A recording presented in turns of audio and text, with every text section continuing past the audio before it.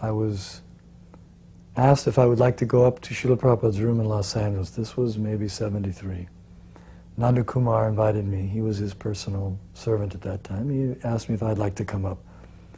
So I said sure. So I went up into Srila Prabhupada's room, and Karandar was there and a few other devotees. Not very many, maybe 2. And it was a very intense atmosphere. We just happened to come in, and they were telling Srila Prabhupada about the situation in Hawaii. And they were telling Srila Prabhupada that the group over there had introduced a system called psychic sleep. And they explained what psychic sleep was, that they would have everyone lie down, all the guests and everything, lie down on the ground, and they would turn the lights way down low, and they would play some kind of mystical music, and then they would suggest different things. It was a kind of like a suggested hypnosis, self-hypnosis type thing. And they would suggest to the people that now massage your legs and, meditate on your legs being massaged and different things. And then they would suggest, different things during that procedure. You're relaxing, you should relax now, and then think of Krishna and different things. Srila Prabhupada was becoming very upset when he heard this. He said, when I was there, they did not do this. Why have they started doing this after I left? And he said, this is an adulteration, and it is like the adulteration of milk. It was either pasteurization or homogenization or both of them, but he said, just like that is the first adulteration, and then they adulterate more, and after some time, none of the good of the milk is remaining, simply imitation milk. It may be colored white, but it has no value. He said, similarly, they will begin with this psychic sleep, and they will keep adulterating, and after some time, they will think that they need LSD to enhance their chanting. And I was shocked when I heard that, because I couldn't imagine how anyone could ever think such a thing, that LSD could help your chanting. And it remained for many years just one of those enigmas. I couldn't quite understand what Prabhupada meant by that, why he made such. And then later on, I was in England, and sure enough, even one of our leaders thought that exact same thing, that LSD would enhance the chanting. So then I remembered that Prabhupada had predicted that if we weren't careful to avoid these kinds of adulterations, it could lead to further adulterations.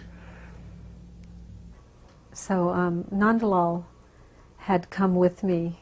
She asked if she could come in the room. She wanted to ask Prabhupada a question. And earlier that day in class, she had asked Prabhupada, how do you become free from envy? And she was explaining to me that this was during the time when Siddhaswarupananda's group was breaking away. And she had heard that Prabhupada had said that they were leaving ISKCON because they were envious of the spiritual master. So she had asked Prabhupada, how do you become free from envy? Oh, not envious of the spiritual master, I'm sorry, they were envious. So she asked Srila Prabhupada, how do you become free from envy? And she was asking for the benefit of the Siddhaswarupananda people. I mean, she was telling me this, she was thinking, well, they were envious, and she was doing this for their benefit. Prabhupada looked straight at her and said, don't envy the spiritual master. So she said to me, he was like maybe thinking I was envious. And I don't want to sound like I'm criticizing her. This is what she was telling me later, and we've discussed this. She was thinking that she wasn't envious and the other people were, and Prabhupada misunderstood her question. So she wanted to ask him further. So she came in the room with me, and when Prabhupada and I had stopped speaking for a while, she said, could you explain further how to become free from envy? And Prabhupada said, just like Prahlad Maharaj, he was never envious, he was never afraid. When something bad happened, he thought, oh, here's my Lord, here's Krishna. And when something good happened, he thought, oh, here's my Lord, here's Krishna. So he was never envious, he was never afraid. And then she asked another question, and Srila Prabhupada looked at her and said a little sternly, read my books, it's all in the books.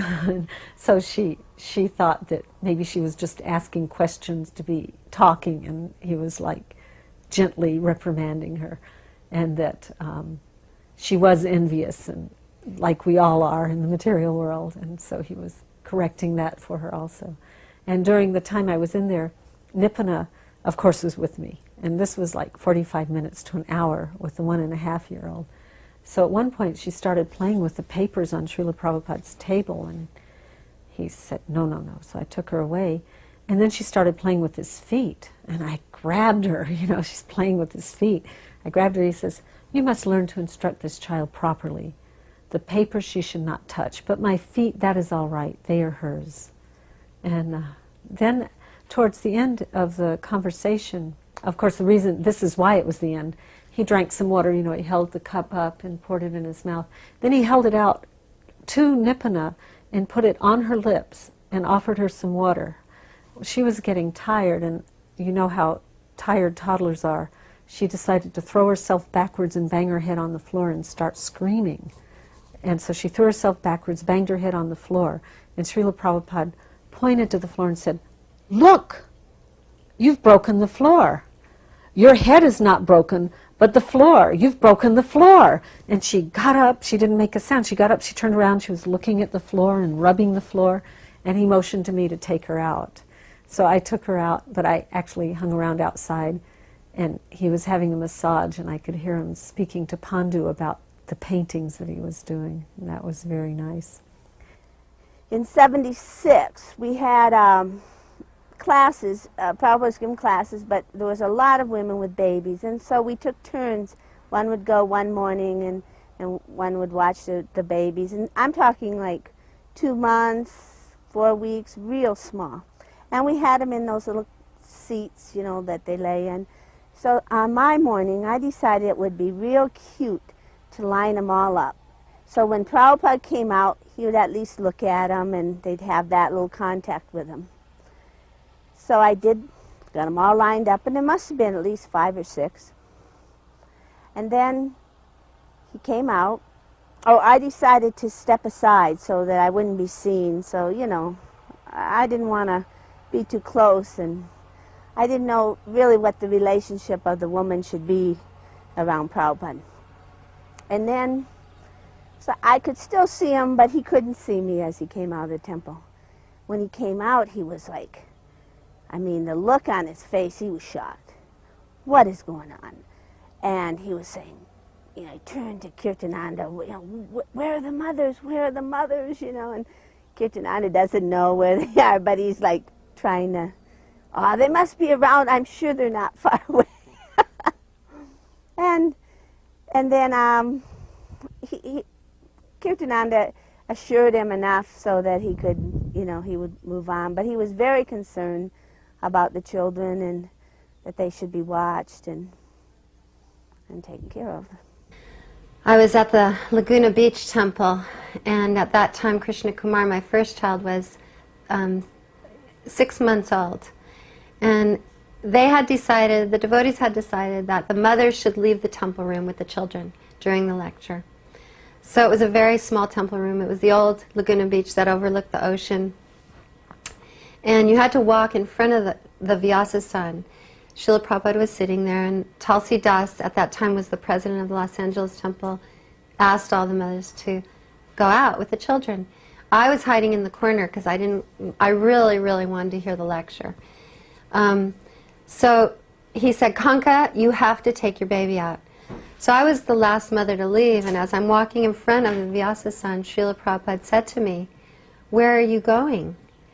And I looked, Tulsi was sitting in front of the Vyasa's son, and I looked at Tulsi with a snarl in my eye and said, he said I had to go out. And Srila Prabhupada said, no. He said, you go sit down.